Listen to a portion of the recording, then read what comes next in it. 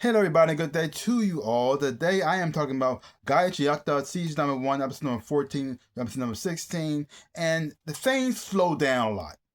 Last episode, previously, it got a little rough. It talked about it hit on a lot of subject matters that was like really, really hard, and things slowed down in this 14th episode, and the pacing and also the tone also shifts a lot of way too, because they're coming back from their mission. They just want to relax. They go out. They go on. They meet the doctor old lady just to have a little like a comedic moment in here where she's just screaming all the time. You get to meet her grandchildren who also scream and yell. So it's like it's kind of got a little bit silly. The tone shifts a whole lot. The pacing slows down a lot as well too. Nothing really is going on really. Everybody's just trying to I guess you could say unwind, just relax, and also come together as a team, build some like camaraderie between the groups, because they've been to especially Rudo, who's not really he's still trying to get used to this world. Because the only thing he wants to do is get back to the surface where he comes from and get revenge on the people who screwed him over. So he still had that mindset, and they are relaxed and calm. And he just, what are y'all doing? We gotta be on high alert all the time. Like things happen, things are going down, and so they're like, dude, just relax, like calm down. This is our time to bond and just unwind.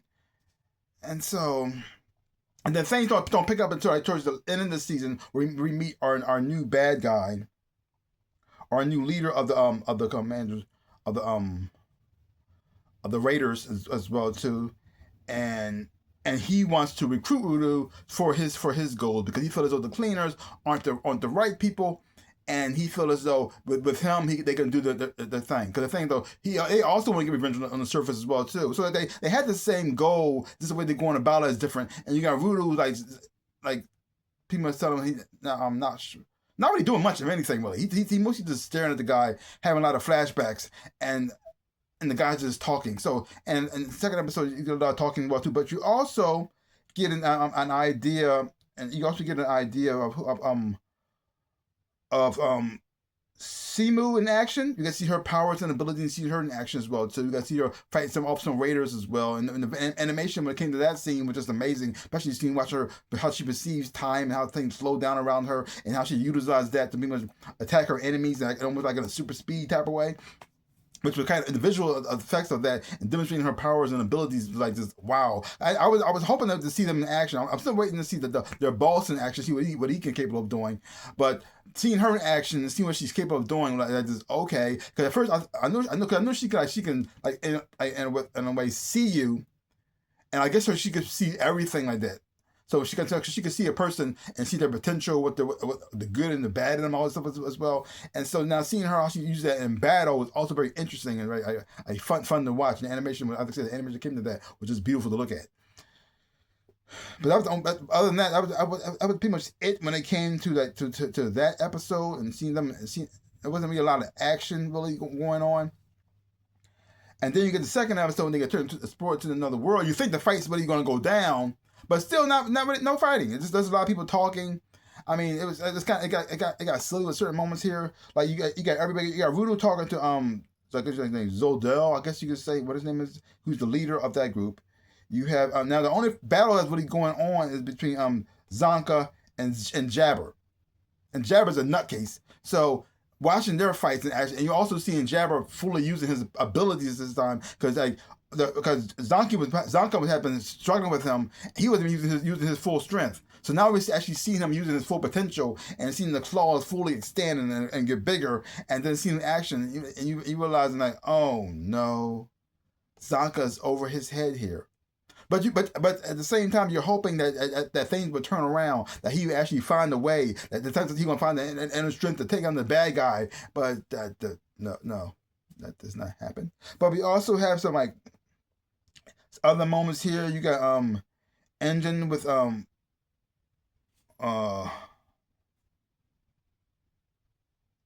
which is by himself. But he also meets somebody who's like some kind of shy person who's not really doing anything. And so he's just sitting there just bored. So only like a comedian was there.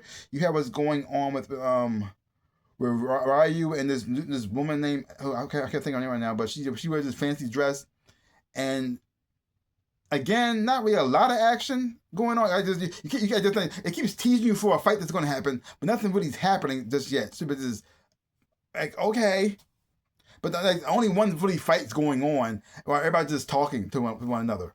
I mean, it has a funny moment here with Bro Santa talking to that bad guy Bundes, because the thing is though, Bundes asks about the kid, and he's talking about he's only 10 years old. He's like, oh, he's the same. Telling him birthday and everything. And I just why? And he's like, oh, that's the same birthday as me and stuff like that as well too. And blah blah blah. And they're connecting and bonding. But there's something. But even though it has the funny moments in there, you can tell there's something's going on with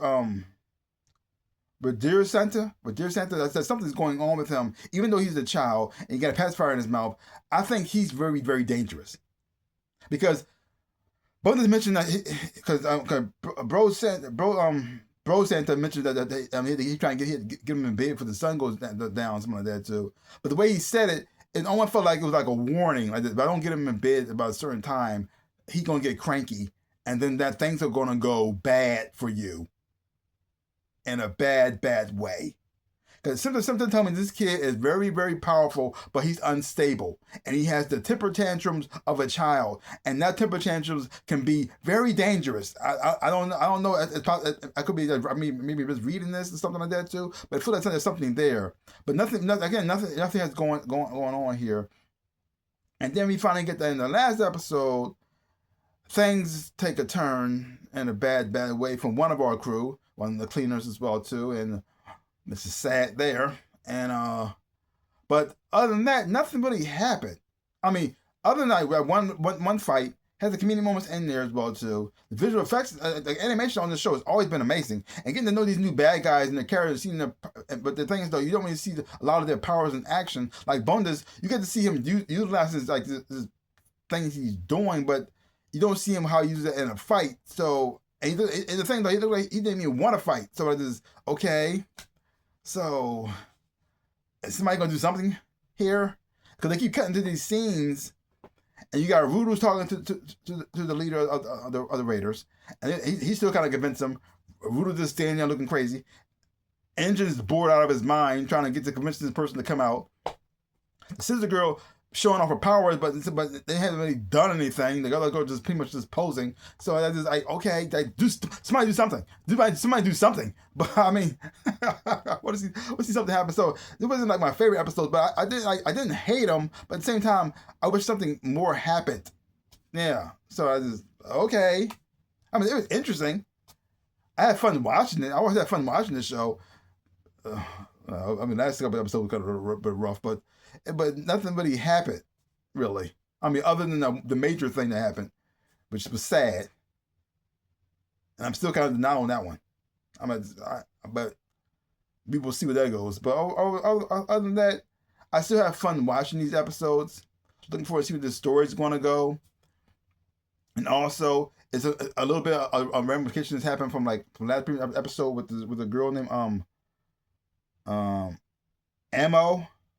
Amo, I think it's her name, because the leader had her boots, and we already seen it happen last time. It didn't end well for her, which just sucks.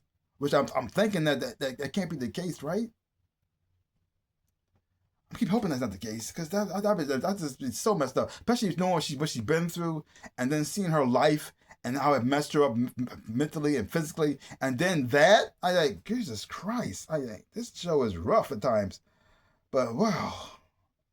Interesting storytelling, though. It's just messed up at times. So check it out for yourself. Hopefully, things will pick up. We'll see where this is going to go from here. It wasn't my favorite episode, so it wasn't my favorite episode. It had some moments in here I thought was pretty cool, but nothing really happened to really propel the story much.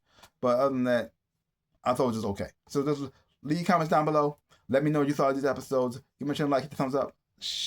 And subscribe to my channel and share. I really do appreciate it. Also, links down below. Connection to my social media. You want to follow me there? I really do appreciate it. Also, there are other links to my stores. I sell things, other shirts and socks, everything else, whatnot. From my Redbubble store, my TeePublic store, my Teespring store as well. To those shops, check them out. Anything you like, buy some things. I really appreciate it. Like I always say, in my dreams of a life, I am the Ninja Rabbit. Peace out, people.